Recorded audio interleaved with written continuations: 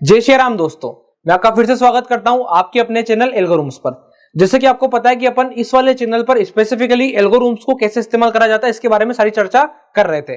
अपन ने इसमें क्या क्या सीख लिया था। अपन जान चुके थे प्री पंच एसएल के बारे में, री एंट्री ऑन कॉस्ट के बारे में, री एग्जीक्यूट के बारे में, ब्रोकर पर एसएल होता है तो क्या कंडीशन होती है, कि कैसे हम चीजों को सेट करते हैं, कब हम टाइम बेस्ड स्ट्रेटजी को रन करते हैं, क्यों रन करते हैं, ये सारी चीजों के बारे में हमने डिस्कस किया। इसके अलावा मैंने एक बहुत अच्छे फीचर के बारे में भी डिस्कस किया था जिसका नाम है वेट एंड ट्रेड। अगर आप लोग इस वाले टाइम बेस्ड वाले सेगमेंट में जाओगे तो एक सेकंड के लिए आप यहां पे आके देखोगे तो एक एडवांस फीचर में आपको क्या मिलता है, ये वेट एंड ट्रेड का कैसे इस्तेमाल करा जाता है ऑप्शन बाइंग के लिए और साथ साथ ऑप्शन सेलिंग के लिए, कि कैसे जब निफ्टी तेजी से मोमेंटम करती है तो मुझे वो तेजी से मोमेंटम करने वाले डायरेक्शन में अगर ट्रेड करना है तो मैं एल्गो का कैसे इस्तेमाल करूंगा। ये सब अपन ऑलरेडी डिस्कस कर चुके हैं। अब आज जो है, जैसा कि आप लोगों ने थंबनेल पे देख लिया होगा, आज अपन समझने के लिए आए हैं कि कैसे हम इंडिकेटर बेस्ड स्ट्रेटेजी का इस्तेमाल करते हैं। अब इंडिकेटर बेस्ड स्ट्रेटेजी में आपको बहुत ही बेसिक तरीके से बना करके दिखाऊंगा। अधिकतर लोगों को यही डाउट होता है कि इंडिकेटर बेस्ड स्ट्रेटेजी को बनाना कैसे, सब लोग उसमें कंफ्यूज्ड हैं और बहुत सारे इंडिकेटर्स हैं। तो अपन एक एक करके सारे इंडिकेटर का मतलब समझेंगे। आज अपन इंडिकेटर बेस्ड में सिंपल मूविंग एवरेज क्रॉसओवर पे कैसे स्ट्रेटेजी बनानी इसके बारे में सीखेंगे। देखिए, अब मैं आपको स्टार्ट करने से पहले कुछ इंपॉर्टेंट चीज बता देता हूं।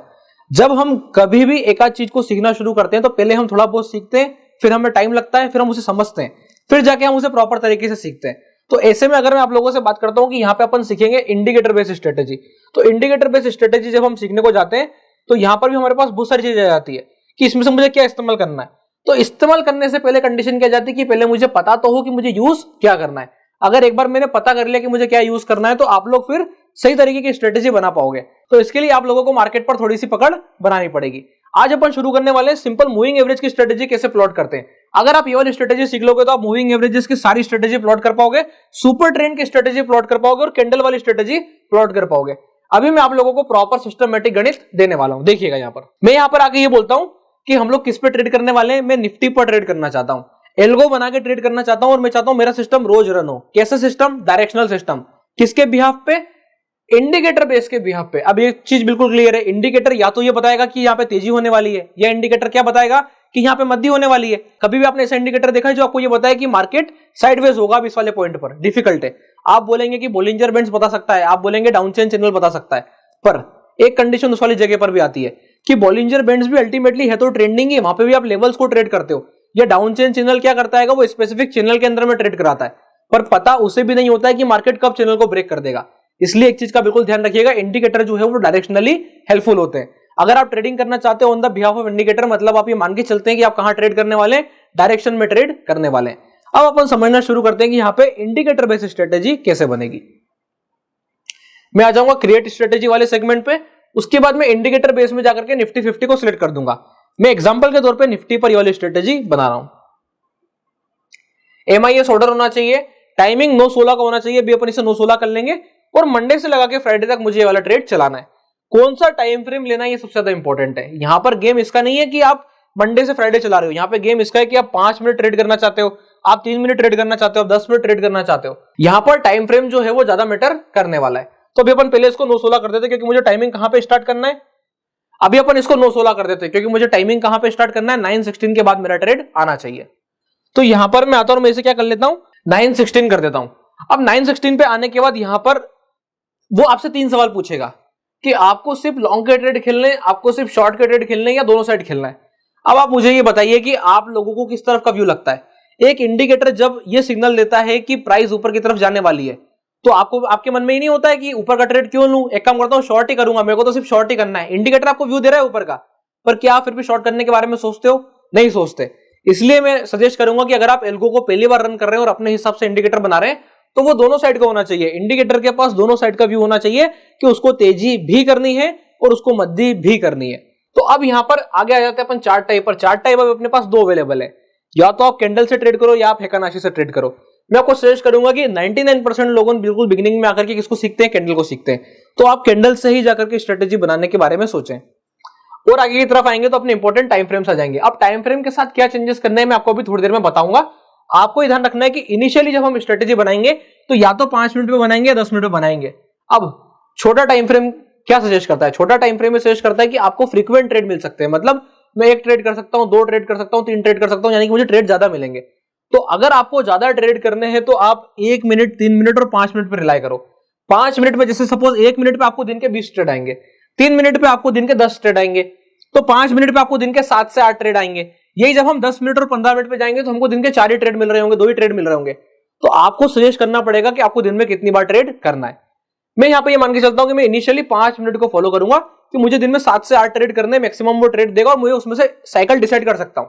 एग्जांपल के तौर पे अगर मार्केट 5 ट्रेड दे रहा है तो ये मेरे हाथ में पावर है कि मुझे कितना ट्रेड करना है, वो भी अपन ने सेट कर रखा है। यहाँ पे नीचे जाके हम साइकिल्स ट्रेड कर सकते हैं कि मैक्सिमम मुझे कितनी बार ट्रेड करना है। तो इसके बारे में भी अपन अभी हाल समझने वाले हैं। अभी के लिए अपन यहाँ पर आ जाते हैं। तो यहाँ पर अपन ने टाइम फ्रेम क्या सेट कर लिया, 5 मिनट।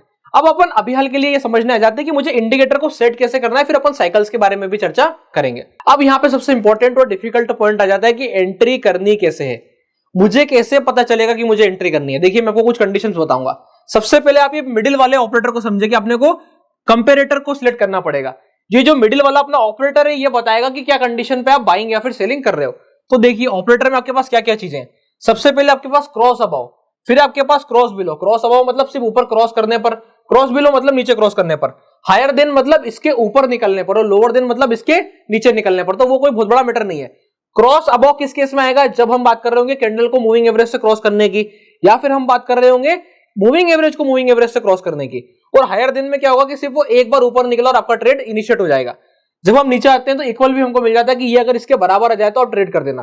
तो ऐसे बहुत सारे इंडिकेटर हैं जिसको हम बराबर लाने के लिए ट्रेड करते हैं। एग्जांपल के तौर पे अगर स्टोकास्टिक 80 पे आ जाए तो आप मेरे लिए शॉर्ट का ट्रेड बना देना। तो ऐसे केस में आपको इक्वल टू करना पड़ेगा। या फिर 14 पीरियड वाला आरएसआई अगर 20 के नीचे आ जाए तो आप मेरे लिए बाय बना देना। ऐसे केस में जब हम एल्गो को ऑर्डर देते हैं तो वहां पे इक्वल टू की कंडीशन का हम इस्तेमाल करते हैं। वो और अपन आने वाले समय में समझेंगे। अभी हाल के लिए आपको इतना समझना था कि क्या क्या फीचर्स अपने पास अवेलेबल है। अपन अभी हाल क्रॉस अबव क्रॉस बिलो का इस्तेमाल करने वाले हैं। अब देखिएगा ध्यान से, मैंने यहां पर ये सिलेक्ट किया है क्या, मैं चाहता हूं कि मैं मूविंग एवरेज से स्ट्रेटेजी बनाऊं। अब यहां पर मैं एल्गो को क्या ऑर्डर देता हूं, सबसे पहले मुझे सिलेक्ट करना पड़ेगा कि मुझे कौन से एमए का इस्तेमाल करना है। यहाँ पे एसएमए है, टीईएमए है, डीईएमए है, तो सारे ईएमए का नॉलेज आप लोगों को पहले होना चाहिए, तब जाके आप लोग समझ पाओगे कि कौन से ईएमए या एसएमए का मुझे इस्तेमाल करना है। अभी हाल के लिए यहाँ पे मुझे क्या ध्यान रखना है कि मैं बात कर रहा हूं कि मैं सिंपल मूविंग एवरेज से स्ट्रेटेजी बनाना चाहता हूं। जैसे सिंपल मूविंग एवरेज में सिलेक्ट करता हूं मेरे पास एक स्पेसिफिक पीरियड आता है।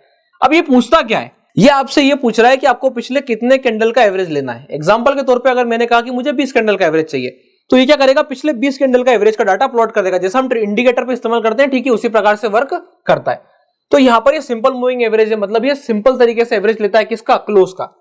तो अभी अपन यहां पे क्या सिलेक्ट कर देते हैं, मुझे चाहिए कि 15 एसएमए, मैं इसको कंडीशन दे रहा हूं कि 15 एसएमए आप क्या करना, जब क्रॉस अबव यानी कि ऊपर चला जाए किससे। अब एक चीज पक्की बात है कि एक छोटा मूविंग एवरेज जब एक बड़े मूविंग एवरेज के ऊपर जाएगा तभी तो मैं लॉन्ग एंट्री करूंगा। हम लॉन्ग एंट्री कब करते हैं, जब हम ट्रेडिंग कर रहे होते हैं और अगर हम मूविंग क्रॉस ओवर पे ट्रेड कर रहे होते हैं तो हम क्या बोलते हैं कि जब 10 का सिंपल मूविंग एवरेज 20 को क्रॉस करे तो बाय करना, जब 10 का सिंपल मूविंग एवरेज 30 को क्रॉस करे तो बाय करना। तो ठीक उसी प्रकार से यहां पर भी हम वही कंडीशन लगाते हैं। तो ये मैं इसको कंडीशन दे दिया हूं। कंडीशन में क्या दिया है कि जब 30 का सिंपल मूविंग एवरेज क्रॉस हो जाए किससे, किसके द्वारा, 15 सिंपल मूविंग एवरेज के द्वारा, तो आप मेरे लिए बाय करना। अब उसको कंडीशन पता चल गई है, आपने ये सेट कर दिया है कि 15 जब 30 को पार करेगा तो मुझे बाय करना है, जब वो क्रॉस हो जाएगा तो मुझको बाय करना है। किसको पता चल गया, एल्गो को पता चल गया। ठीक है आगे की तरफ बढ़ते हैं। ठीक इसी प्रकार से जब हम बात करते हैं मूविंग एवरेज की, मध्य कब होगी, जब यहां पे हम बोलेंगे कि 15 का सिंपल मूविंग एवरेज किसको क्रॉस करेगा, ऊपर करेगा कि नीचे, नीचे की तरफ क्रॉस करेगा, यानी कि क्रॉस बिलो। 30 के सिंपल मूविंग एवरेज को अगर नीचे की तरफ क्रॉस कर देगा, कंडीशन क्या बन गई है, ये मेरी कंडीशन बन गई यहां पर इंडिकेटर पे सिंपली कि जब प्राइस नीचे की तरफ क्रॉस होगी तो मुझे शॉर्ट करना है, प्राइस ऊपर की तरफ जाएगी तो मुझे लॉन्ग करना है। ये वाली कंडीशन मैंने उसे दे दी है। पर अब वो आपसे ये पूछेगा कि आपको, कंडीशन तो आपने एंटर कर दी, पर आप मुझे ये बताइए कि आपको करना क्या है। क्या आप वहां पे कॉल बाय करना चाहते हैं, क्या आप वहां पे पुट बाय करना चाहते हैं, क्या आप वहां पे पुट सेल करना चाहते हैं या फिर पुट बाय। तो ऐसी कंडीशन में अपने को उसे कंडीशन भी देनी पड़ेगी। अब आपसे दो सवाल पूछेगा। पहला वो आपसे पूछ रहा है कि लॉन्ग है तो क्या करूं। जब उसने आपसे पूछा कि लॉन्ग है तो क्या करूं, तो आप उसको बोल दो कि मेरे लिए आप सी बाय कर दो। ठीक इसी प्रकार से वो पूछ रहा है शॉर्ट है तो क्या करूं, तो आप मेरे लिए पी बाय कर दो। तो यहां पे मैंने क्रॉस ओवर पे क्या कंडीशन बनाई है, मैंने क्रॉस ओवर पे बाइंग वाली स्ट्रेटेजी की कंडीशन बनाई है। 15 एसएमए अगर 30 को पार करेगा ऑन 5 मिनट टाइम फ्रेम और उसने ऊपर की तरफ क्रॉस किया है तो मेरे को लॉन्ग होना चाहिए सी पर। अब कौन सा सी, ये कैसे पता चलेगा, उसके लिए हमें उसे आगे के ऑर्डर देने जैसे हम टाइम बेस्ड स्ट्रेटेजी में देते थे। इस हिसाब से हम एल्गोरिथम पर किसका इस्तेमाल करते हैं? इंडिकेटर बेस्ड स्ट्रेटेजी का इस्तेमाल करते हैं। देखिए अब यहां पर मैं आपसे बोल रहा हूं बाय करना है 25 क्वांटिटी एटीएम पॉइंट। अब एटीएम पॉइंट नहीं करना मुझे, मेरे को थोड़ा सा अंदर जाके बाय करना है। मैं बोलता हूं उसको कि मुझे आईटीएम 100 आप बाय करा दो। एसएल में भी मेरे पास दो चीज आ जाती है, एसएल परसेंटेज, एसएल पॉइंट। मैंने कहा मुझे एसएल पॉइंट पे स्टॉप लॉस लगाना है और मैं मेरा स्टॉप लॉस फिक्स रखना चाहता हूं। कितना? अगर मैं आईटीएम 100 बाय कर रहा हूं निफ्टी पर, वो किसी भी दिन पे भी हो, मुझे एक चीज बिल्कुल पता है कि अगर मार्केट 23,000 22,800 के आसपास चल रहा है और अगर मार्केट 100 पॉइंट नीचे का अगर मैं कॉल ऑप्शन बाय करने को जाता हूं तो वो एटलीस्ट 200 से 220 रुपए का होगा अगर हम हायर विक्स पर बात करें। और अगर वो 200-220 रुपए का, इसका मतलब वो 30 पॉइंट का स्टॉप लॉस उसके लिए मोर देन इनफ है। मैंने किससे अंदाजा लगा के निकाला? उसके रेट से, कि अगर 200 रुपए का उसका एवरेज रेट है तो उससे आप अंदाजा लगा करके ट्रेड कर सकते हो। इसके अलावा और क्या टेक्निक पॉसिबल है? आप चाहो तो उसे रेट ही दे दो कि मुझे तो आप एक कॉस्ट दे दो उसको, वो कॉस्ट बाय कर लेगा। एग्जांपल के तौर पे आपने बोल दिया कि मुझे आप कॉस्ट दे दो 100, 200, 300 और उसके हिसाब से आप स्टॉप लॉस प्लॉट कर दो। जिसे अगर मैं इसे 200 का इनपुट दे देता हूं तो जो भी सी या पी 200 के सबसे ज्यादा नजदीक होगी ये उसे जाके बाय कर लेगा। तो अब अपने को टेंशन लेने की जरूरत नहीं है कि वो एटीएम 100 पे क्या आएगी, एटीएम 200 पे क्या आएगी, और उसके हिसाब से आप अपना स्टॉप लॉस प्लॉट कर सकते हो। एग्जांपल के तौर पे मैं आपको बोलता हूं क्योंकि मुझे इन द मनी ऑप्शन ही बाय करना है इसलिए मैं इसे रेट 200 से ऊपर का ही दूंगा। तो 200 से ऊपर देने पे मैं गारंटी ले सकता हूं कि मेरे को जो भी ऑप्शन बाय होगा वो इन द मनी ही होगा। किस पर? निफ्टी पर। तो उसको 200 अपन रेट दे देते हैं। तो अब जो है मैंने इसे 200 रुपीज का रेट दे दिया है। अभी जो कोई सा भी ऑप्शन उठाएगा वो 200 के पास का ही होगा। आगे बढ़ते हैं। एसएल हमने इसको बोला है पॉइंट में 30 पॉइंट। अब मैं देखता हूं 200 पॉइंट के आसपास अगर मैंने बाय किया और अगर 170 का स्टॉप लॉस लग रहा है तो ठीक है, बढ़िया है, कोई खराबी नहीं है। 30 पॉइंट मोर देन इनफ होता है। अगर एक ऑप्शन को ऊपर की तरफ मूव करना है तो 30 पॉइंट मोर देन इनफ है। तो ऐसे में आपने क्या करा, उसको 30 पॉइंट की कंडीशन दे दी और साथ साथ अगर आप चाहो तो यहाँ पर टारगेट भी प्लेस कर सकते हो। अब मैं इसके टारगेट लगा देता हूं। टारगेट भी मैं किस पे लगाऊंगा? पॉइंट में लगाऊंगा। अगर मैं 30 पॉइंट आपको दे रहा हूं तो मैं आपसे एटलीस्ट 45 पॉइंट्स लेना चाहता हूं ताकि मेरा रिस्क रिवॉर्ड रेशियो 1:1.5 के आसपास का बैठे। तो ऐसे केस में मैं यहाँ पे क्या करता हूं, 45 पॉइंट सिलेक्ट कर लेता हूं। तो ऐसे में मैंने अब यहाँ पर 45 पॉइंट्स के आसपास का टारगेट सेट कर दिया है। तो अब मेरे पास यहाँ पे 30 पॉइंट का स्टॉप लॉस है, 45 पॉइंट का टारगेट है और मेरी जो रेट है जिसपे भी ये बाय होगा वो कितने रुपए की होगी? 200 रुपए की। अगर तेजी होगी 15 ऐसे में 30 को क्रॉस करेगा, मेरा सी बाय हो जाएगा 200 रुपए के रेट के आसपास का। 15 ये में 30 के नीचे क्रॉस करेगा, मेरा पी बाय हो जाएगा 200 रुपए के आसपास का। पहली चीज। दूसरी चीज, आपके मन में डाउट आएगा कि एग्जिट कैसे होगा। सिंपल सीधा सा गणित है। 30 पॉइंट का स्टॉप लॉस आपने लगा रखा है ना, वो ऑटोमेटिकली एग्जिट कर लेगा, आपको टेंशन की जरूरत नहीं है। उसकी तो जब घूम करके दोबारा एंट्री आएगी तो वो दोबारा एंट्री करने चला जाएगा। इस हिसाब से जो है हम स्ट्रेटेजी बनाते हैं। कौन सी वाली? Indicator based strategy. अब थोड़ा सा नीचे की तरफ आते हैं। अब ये मैक्सिमम ट्रेड कितने करने ये डिसाइड करता है कि यहाँ पे मेरा स्टॉप लॉस कितना है। यहाँ पे मैं क्या इनपुट करूंगा अभी मैं आप लोगों को निकाल के बताता हूं। अगर मैं एक ट्रेड पे 30 रुपए लूज कर रहा हूं, इसका मतलब मैं 10 ट्रेड करूंगा तो मैं कितने रुपए लूज करूंगा? 300 रुपीज। अब 300 रुपीज के हिसाब से मेरा पर डे का रिस्क हो जाएगा 7,500, जो कि बहुत ज्यादा है। जब हम ऑप्शन बाइंग कर रहे हैं और वो भी एक लॉट से और 200 रुपए का ऑप्शन बाय कर रहे हैं तो 5,000 की अगर हम कैपिटल डिप्लॉय कर रहे हैं या सी बाय करने में या पी बाय करने में, तो ऐसे में हम 7,500 का नुकसान कैसे कर सकते हैं? तो इसलिए अपन यहाँ पे नंबर ऑफ ट्रेड्स कम रखेंगे। वैसे इतने ट्रेड आएंगे भी नहीं क्योंकि हम 5 मिनट में 15 और 30 का ऐसे में क्रॉस करा रहे हैं, तो इसलिए इतने ट्रेड आना बहुत ज्यादा डिफिकल्ट है। पर फिर भी अपन ये मान के चलेंगे कि हम इसको 5 से ज्यादा साइकिल नहीं देंगे। मतलब अगर 5 ट्रेड हो गए तो मेरे लिए मोर देन इनफ है। अब 5 ट्रेड में कितने का रिस्क होगा? 5 3 15 यानी कि लगभग 150 पॉइंट के आसपास का रिस्क होगा। और 150 पॉइंट के रिस्क के आसपास का मतलब यह है कि मैं 3,750 रुपए के आसपास का नुकसान कर सकता हूं मैक्सिमम। तो मैं यहाँ पे 5 सेट कर देता हूं, बस यही मेरा मैक्सिमम ट्रेड अलॉट था। तो अब मेरे यहाँ पे 5 ट्रेड हो चुके हैं। इस हिसाब से मैंने यहाँ पर क्या कर रखा है, अपने लिए कंडीशन बना दी है कि ये सिचुएशन है। अगर आप तेजी करो तो ऐसे करना, अगर आप मध्य करो तो ऐसे करना, और 5 ट्रेड से ज्यादा मत करना। आपने उसको पूरा ऑर्डर दे दिया है। जैसे ही आपने उसको पूरा ऑर्डर दे दिया है, अब वो प्रॉपर तरीके से रन करने के लिए एकदम रेडी है। आप सिर्फ यहाँ पे सारे फीचर्स को अभी छोड़ दो, सीधे आओ नीचे आकर के इस स्ट्रेटेजी का नाम सेव कर लो।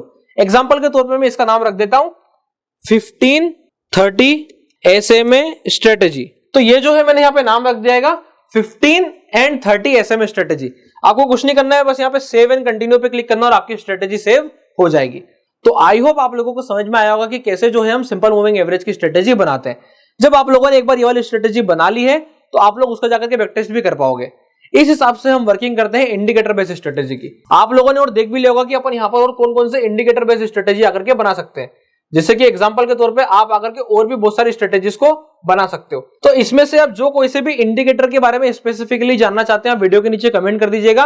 मैं डेफिनेटली वहां कमेंट सेक्शन में से स्पेसिफिकली वॉच करके और आप लोगों के लिए एक एक इंडिकेटर को कैसे यूज करके स्ट्रेटेजी बनाना है उसके ऊपर स्पेसिफिक वीडियोस बनाऊंगा। अगर आप लोगों को वीडियो अच्छी लगी हो और आप लोगों के मन से डाउट क्लियर हो गया हो कि कैसे हमें इंडिकेटर बेस्ड स्ट्रेटेजी का आगे इस्तेमाल करना है, यहाँ पे आगे स्ट्रेटेजी बनानी कैसे, अगर आप लोगों ने ये चीज समझ ली है तो आप वीडियो को लाइक कीजिएगा, चैनल को सब्सक्राइब कीजिएगा और इसी प्रकार से जुड़ी रहिएगा हमारे साथ एल्गोरिथम पर। तब तक के लिए बहुत बहुत धन्यवाद।